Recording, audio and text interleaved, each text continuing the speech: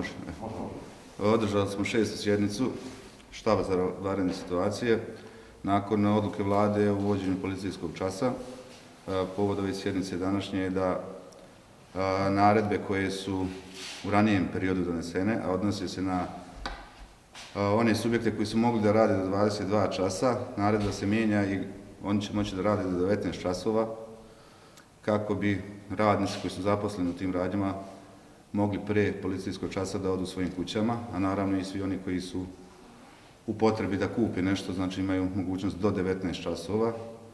Strogo policijska uprava će provoditi odluku Vlade Republike Srpske, to jeste štaba za vanrednu situaciju, a koja se odnosi na policijski čas i zabrana kretanja lica preko 65 godina. Te dvije naredbe su jučer donesene.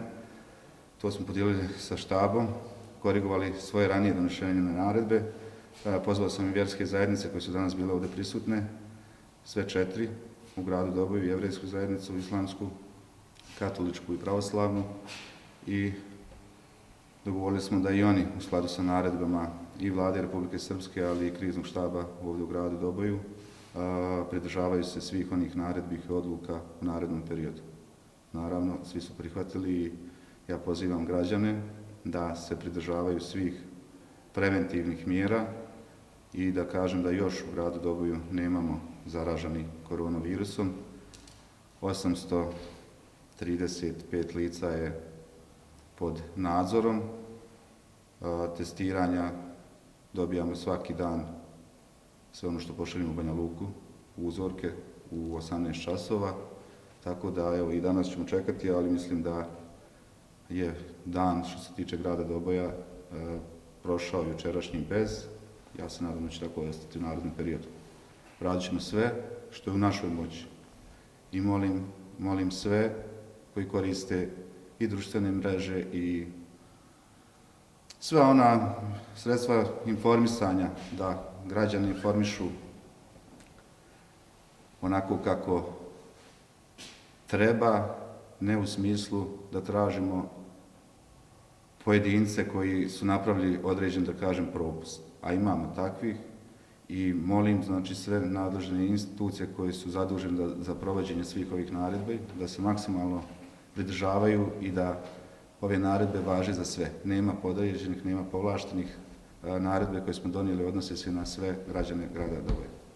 Kako je protekla noć? Imate li informaciju iz policije? Je li bilo nekih kršenja policijskog sata?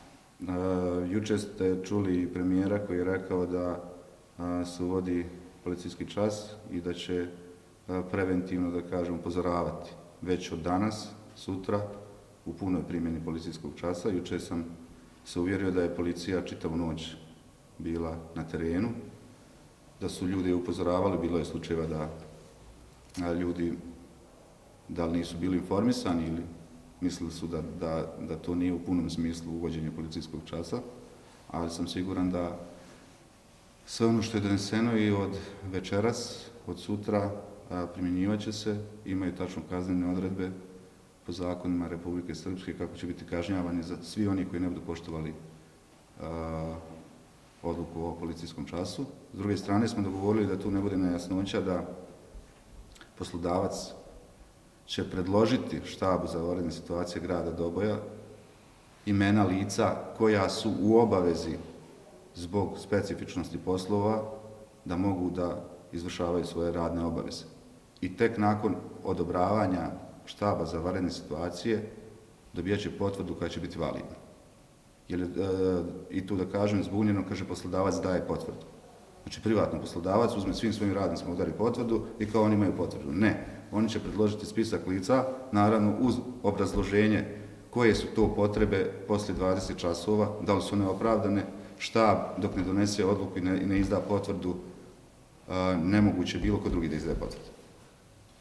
Jel se to samo odnosi na privrednike ili na sve? Na sve, apsolutno. Naravno da se ne odnosi na zdravstvene radnike koji imaju svog poslodavca, koji su u sistemu, koji su u borbi protiv koronavirusa, za hitne službe, ali za sve druge koji imaju radne obaveze vezano, recimo, za vodovod, za toplanu, jer oni imaju potrebu da budu prisutni poslije 20 časova vezano i za podstanice i vezano za, recimo, toplana ima obavezu do 20 je grijanje, tako da u 5 ujutro počinje, ljudi ranije moraju početi pripremiti proces proizvodnje toplotne energije. Tako da će oni na prijedlog poslodavca, a na odobrenje štaba dobiti propusnice ili će moći da obavljaju svoje obaveze. Štab ostaje na isti način da radi? Ne, štab od danas nastavljamo stalno zasjedanje. Štab više nećemo držati u zatvorenim prostorima, štab će se održavati telefonski, sve iz razloga preventivno svako okupljanje, pa i ovog štaba gdje je veći broj lica, nije preporučljiv. Iz tog razloga smo se danas dogovorili da ćemo sjednice štaba održavati telefonski, a sve u cilju prevencije. Tako da ostajemo u stalnom zasjedanju, u obavezi svih nadležnih institucija da izvještavaju komandanta štaba o svim, da kažem, promjenama na teritoriji grada Doboja, na svim onim potrebama, ali ostajemo u stalnom zasjedanju, a sjednice ćemo održavati telefonski. Naravno, javnost ćemo obavještavati, da li kroz sredstva informisanja, da li kroz održavanje određenih saopštenja koje ćete svakako dobijati blagovremeno i po potrebi održavanje preskonferencije. Kako, na koji način mi možemo dobiti izvještaj ove dane kad ne funkcioniše, ne radi o štabu? Obratite se štabu, štab će saopštenjem sve ona pitanja koja su vam potrebna, a dobit ćete sve što vas zanima, javnost treba da bude upoznata, mi želimo da dajemo tačne informacije, da ne širimo paniku, opet pozivam, ali da budemo maksimalno i ozbiljni i odgovorni svi, jer stalno ponavljam, samo zajedno možemo pobijediti.